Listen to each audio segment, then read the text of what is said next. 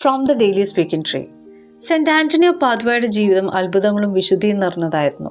1195 ലിസ്ബണിൽ Fernando Martin de Bulhoes എന്ന പേരിൽ സമ്പന്നമായൊരു കുടുംബത്തിൽ ജനിച്ച അദ്ദേഹം 15-ാം വയസ്സിൽ അഗസ്തീനിയൻ സന്യാസ സമൂഹത്തിൽ ചേർന്നു. എന്നാൽ മൊറോക്കോയിൽ രക്തസാക്ഷിത്വം വരിച്ച ഫ്രാൻസിസ്കൻ സന്യാസിമാരുടെ കഥ അദ്ദേഹത്തിന്റെ ജീവിതത്തിൽ വലിയൊരു വഴിത്തിരിവായി. ക്രിസ്തുവിനു വേണ്ടി ജീവൻ ബലി കഴിക്കാൻ ആഗ്രഹിച്ച അദ്ദേഹം ഫ്രാൻസിസ്കൻ സഭയിൽ ചേർന്ന് ആന്റണി എന്ന പേര് സ്വീകരിച്ചു. മൊറോക്കോയിലേക്കുള്ള അദ്ദേഹത്തിന്റെ യാത്ര രോഗം മൂലം മുടങ്ങിയെങ്കിലും ഒരു കൊടുങ്കാറ്റ് അദ്ദേഹത്തിന്റെ കപ്പലിനെ ഇറ്റലിയിലെ സിസിലിയിലേക്ക് എത്തിച്ചു. 1222 ഫോർലിയിൽ വെച്ച് അദ്ദേഹത്തിന്റെ അസാധാരണമായ പ്രസംഗ ശൈലി ലോകത്തിനു മുന്നിൽ വെളിപ്പെട്ടു. ഈ കഴിവ് കണ്ടറിഞ്ഞ വിശുദ്ധ ഫ്രാൻസിസ് അസീസി സന്യാസിമാരെ ദൈവശാസ്ത്രം പഠിപ്പിക്കാൻ അദ്ദേഹത്തെ ചുമതലപ്പെടുത്തിക്കൊണ്ട് പ്രാർത്ഥനയുടെ ചൈതന്യം കെട്ടുപോകാതിരിക്കട്ടെ എന്ന് ഉപദേശിച്ചു.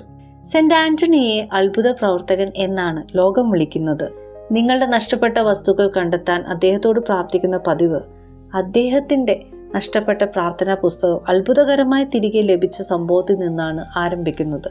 റിമിനിയിൽ ആളുകൾ ശ്രദ്ധിക്കാത്തപ്പോൾ മത്സ്യങ്ങളോട് പ്രസംഗിച്ച സംഭവം ലോകത്തെ അമ്പരിപ്പിച്ചു. വിശുദ്ധ കുർബാനയുടെ സാന്നിധ്യം തെളിയിക്കാൻ ഒരു കഴുത ഓട്സ് കഴിക്കുന്നതിന് പകരം മുട്ടുകുത്തിയ അത്ഭുതം അദ്ദേഹവുമായി ബന്ധപ്പെട്ടതാണ്. പോപ്പ് ഗ്രിഗറി 9 അദ്ദേഹത്തെ നിയമത്തിന്റെ പേടകം എന്ന് വിശേഷിപ്പിച്ചു. പിന്നീട് 1946 പോപ്പ് പയസ് 12 അദ്ദേഹത്തെ ഡോക്ടർ ഇവാഞ്ചലിക്കസ് ആയി പ്രഖ്യാപിച്ചു.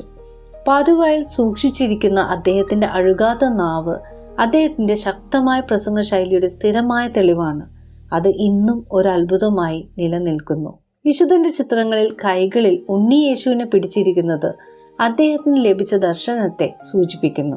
36-ാം വയസ്സിൽ 1231 ജൂൺ 13 സെന്റ് ആന്റണി നിത്യതയിലേക്ക് യാത്രയായി.